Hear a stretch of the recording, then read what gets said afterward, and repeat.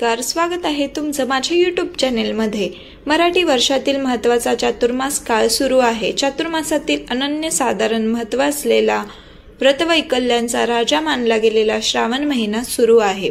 श्रावण वद्य अष्टमीला श्रीकृष्ण जयंती आणि गोपाळकाला झाल्यानंतर सर्वांनाच उत्सुकता लागते ती अबालवृद्धांच्या लाडक्या गणपती बाप्पांची आगमनाची।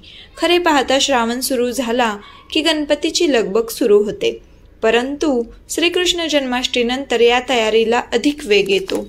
गणपती बाप्पाच्या केवळ नामस्मरणाने सकारात्मकता येते, एका चैतन्यमय ऊर्जेचा संचार होतो।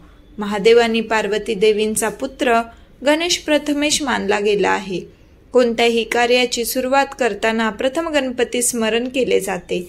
यंदा 2025 मध्ये श्री गणेश चतुर्थी कधी आहे, गणेशोत्सव कधीपासून सुरू होणार, जाणून घेऊया। अगदी काही दिवसांनी चातुर्मासातील भाद्रपद महिना सुरू होईल। भाद्रपद शुद्ध चतुर्थीला श्री गणेश चतुर्थी असते। त्यापूर्वी तृतीयेला हरतालिकेचे पूजन केले जाते। भाद्रपद महिना म्हटला की केवळ आणि केवळ आठवतो तो गणेशोत्सव।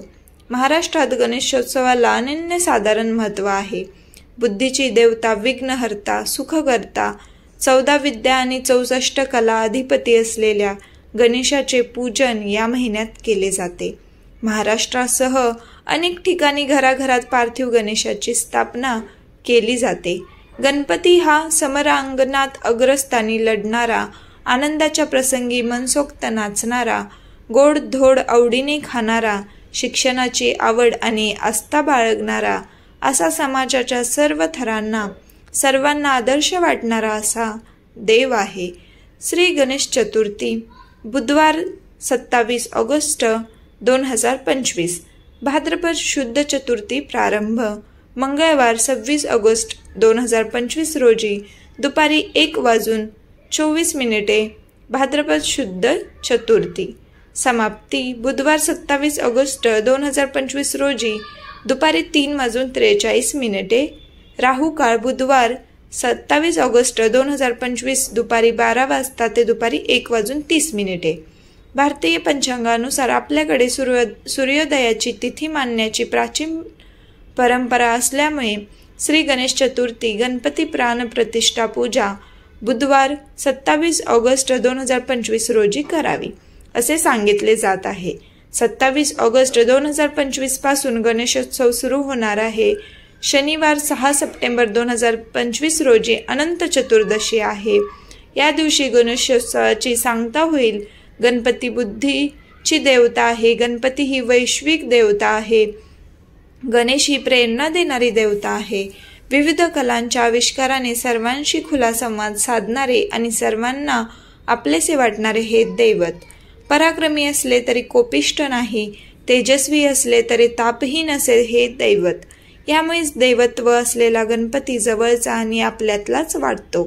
प्रत्येक मराठी महिन्यातील शुद्ध चतुर्थी सिद्धिविनायकी चतुर्थी म्हणून साजरी केली जाते, तर भाद्रपद महिन्यात येणारी शुद्ध चतुर्थी महासिद्धिविनायकी चतुर्थी मानली जाते। ही चतुर्थी रविवारी किंवा मंगळवारी आल्यास तिचे महात्म्य अधिक असते। याच तिथीला वरद चतुर्थी किंवा शिवा असेही म्हटले जाते। या दिवशी पार्थिव गणेशाची पूजा करण्याची प्राचीन परंपरा आहे। भाद्रपद चतुर्थीला गणपतीची स्थापना करून अनंत चतुर्दशीला विसर्जन केले जाते। गणेश चतुर्थी दिवशी चंद्रदर्शन निषिद्ध मानले गेले आहे। या दिवशी चंद्रदर्शन केल्यास चोरीचा आळ येतो। श्रीकृष्णावर या दिवशी घडलेल्या चंद्रदर्शनाने सैमंतक मणी चोरल्याचा आळ आला होता अशी मान्यता आहे। गणेशाचा जन्म आणि श्री गणेश चतुर्थीची कथा। भाद्रपद शुद्ध चतुर्थीला गणेशोत्सव साजरा केला जातो। एका मान्यतेनुसार श्री गणेशाच्या अवतारांपैकी गुणेश याचा जन्म भाद्रपद शुद्ध चतुर्थीला झाला। महादेव शिवशंकरांनी कैलास पर्वतावर भाद्रपद शुद्ध चतुर्थीला याच दिवशी जन्मोत्सव साजरा केला। श्री गणेशाने सिंदूर दैत्यावर विजय मिळवला तो दिवस भाद्रपद शुद्ध चतुर्थी हाच होता। त्या प्रित्यर्थ हा उत्सव साजरा करण्यात आला। ती पूर्व परंपरा आजही पाळली जात आहे। चतुर्थी तिथी श्री गणेशाची अत्यंत प्रिय तिथी आहे। चतुर्थी म्हणजे जागृती, स्वप्न, सुषुप्ती या पलीकडील तुरीय अवस्था होय. तेच जीविताचे परमाध्य असे मानले जाते. थोरले माधवराव पेशवे यांनी गणेश चतुर्थीचा उत्सव सार्वजनिकरित्या शनिवार वाड्यात सुरू केला. यानंतर लोकमान्य टिळकांनी हा सार्वजनिक उत्सव समाजातील सर्व स्तरांपर्यंत पोहोचवण्यासाठी त्याला भव्य स्वरूप दिले. यंदा 2025 मध्ये श्री गणेश चतुर्थी बुधवारी येत आहे. साधारणपणे मंगळवारी गणपतीचे विशेष पूजन, नामस्मरण करण्याला प्राधान्य दिले जाते. मात्र बुधवारी केलेल्या विशेष गणपती पूजन, भजन, नामस्मरण यालाही अनन्यसाधारण महत्त्व आहे. बुधवारी गणपती पूजा झाल्यावर गणपती बाप्पाला आवडणारे जास्वंदाचे एखादे फूल व्हावे, लाडू किंवा मोदक यांचा नैवेद्य दाखवावा. लाडू किंवा मोदक नसतील तर गोडाचा नैवेद्य दाखवावा.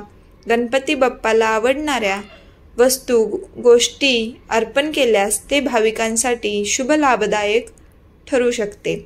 तसेच गणपतीचा ओम गण गणपतये नमः हा मंत्र 108 वेळा किंवा जितका शक्य असेल तितक्या वेळा म्हणावा. बुधवारी गणपतीला दुर्वा अर्पण करणे शुभ फलदायी मानले गेले आहे. या दिवशी 21 दुर्वांची जोडी अर्पण केल्याने गणपती बाप्पा प्रसन्न होतात आणि भक्तांना सुख, समृद्धी आणि बुद्धी प्रदान करतात असे सांगितले जाते.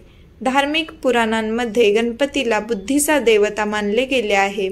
दुर्वा अर्पण केल्याशिवाय गणपती बाप्पाची पूजा पूर्ण होत नाही आणि पूजेचे पुण्यही लाभत नाही अशी मान्यता असल्याचे सांगितले जाते. गणपती बाप्पा मोरया, मंगलमूर्ती मोरया. माझी माहिती आवडली असेल तर लाईक करा, शेअर करा, कमेंट करा आणि चॅनेलला सबस्क्राईब करायला विसरू नका. धन्यवाद.